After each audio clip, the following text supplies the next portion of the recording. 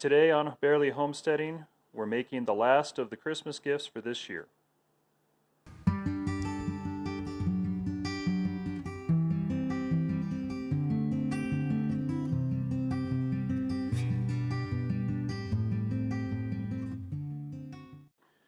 So the last set of Christmas gifts that we're going to talk about and make this year, or that we already made this year, is first a Lego frame where Engineer Bear can display his Lego figures, and then some dice towers for being able to play board games without the dice going everywhere.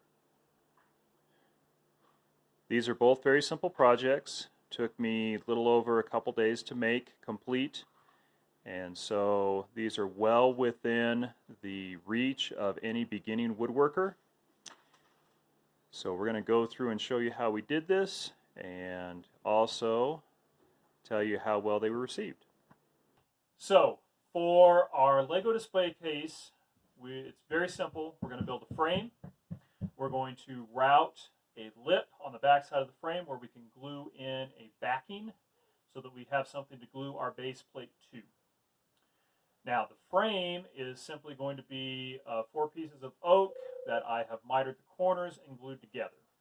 And so that's what we're going to do first. We're going to cut our sides to length, and the length that I'm going to do is going to be the length of the base plate plus 2 times the thickness to account for the miter. That should give us an inner area just big enough for that base plate. Once I have those sides cut and mitered, I'm going to route the lip on for the back side. Then I can glue it together. Once the glue of the frame is dry, I can glue in the base plate, and then we will finish it with some top coat, and we will then glue in the base plate. And that's really all there is. So this is a very simple project, well within the capability of most beginning woodworkers.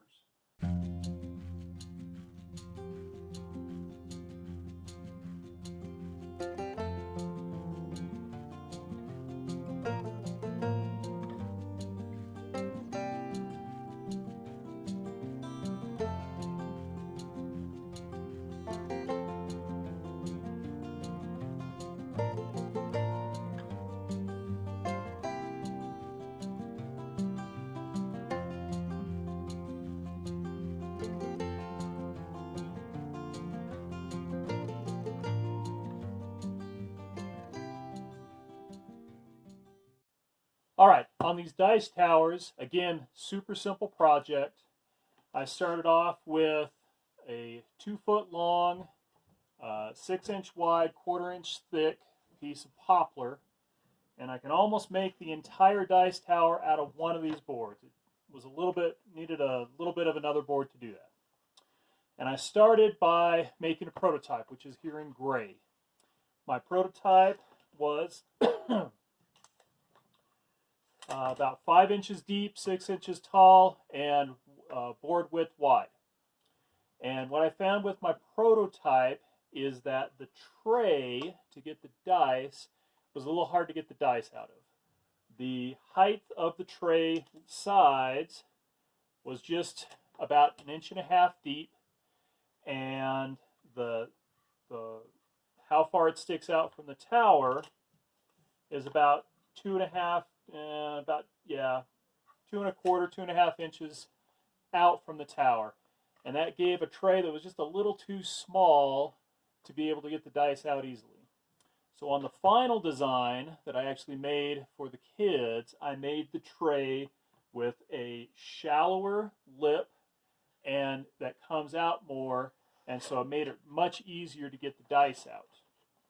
So final dimensions on my final design, about 6 inches deep by 6 inches high by 6 inches, or 5.5, the width of the board, wide, and the sides are 1 inch on the tray, 1 inch high.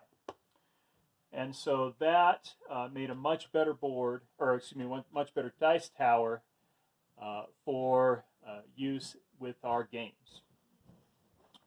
And so what we're going to do to make these is we're going to cut out all the pieces first, cut them all to length. We're then going to miter the sides to get a box for the tower. Well, actually what we're going to do is we're going to glue, because I cut the tall part of the side and the short part of the side at the same time, mitered the edges, and then glued them together. Now you can do a butt joint if you want here, but I chose to do a miter edge just to give it a little bit more area and a little bit more strength. Once the sides are glued, the two pieces of the sides are glued together, then you can glue up the box. And with all of the edges mitered, that glues up pretty easily. Once you've got the box glued together, then you can attach the base, glue it on, and you're going to want to glue in the ramp for the dice to roll out. And then you can come in and line drill the holes for the pegs inside. I've got a couple of randomizing pegs in here. And once that's done, then you can finish it. Now, I chose to stain. For some of them, I stained everything. Found that to be kind of hard to get the stain evenly inside, and so some of them I chose just to stain the outside, and that was a lot easier. The other thing is that in the finishing, my first one I chose to do polyurethane, and again, to get inside with the polyurethane brush was really hard. And so with the rest of them, I did a spray lacquer, which was much easier and much quicker, but it smelled like the dickens in this garage, spraying 3 of these at the same time. So just be aware of that.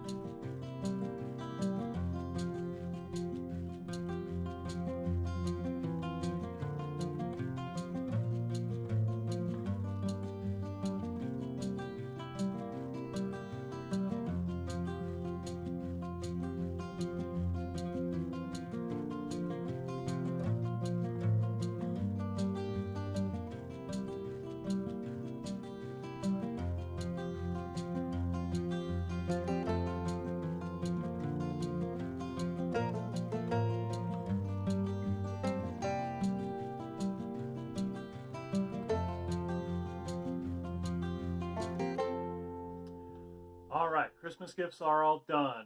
So our Lego figure display case, after the polyurethane dried, I simply glued in a base plate in here and then attached a hanger on the back so that we can hang it on the wall.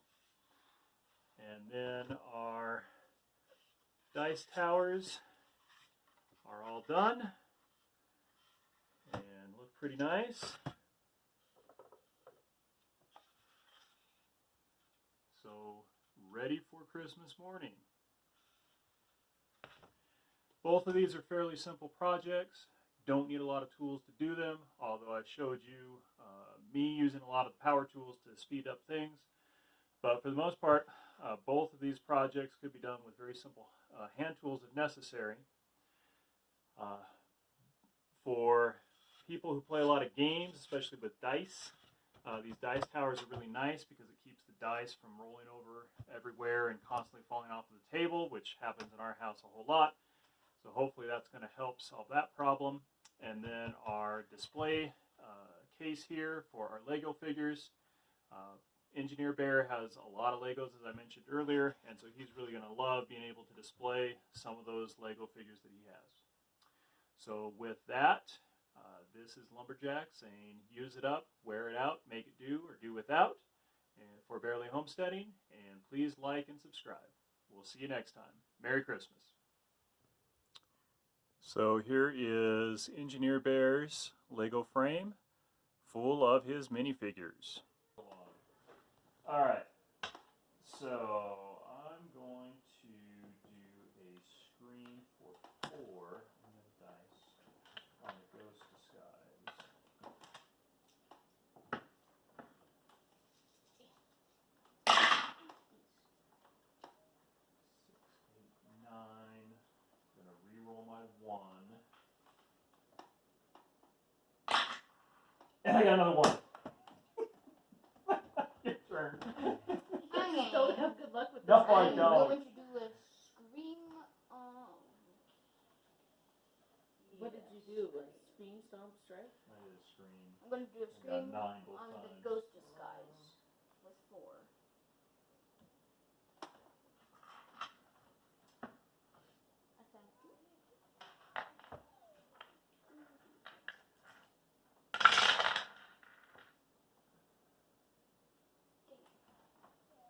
9, but you add 1 for your magical Oh, unicorn. yeah! So that's 10.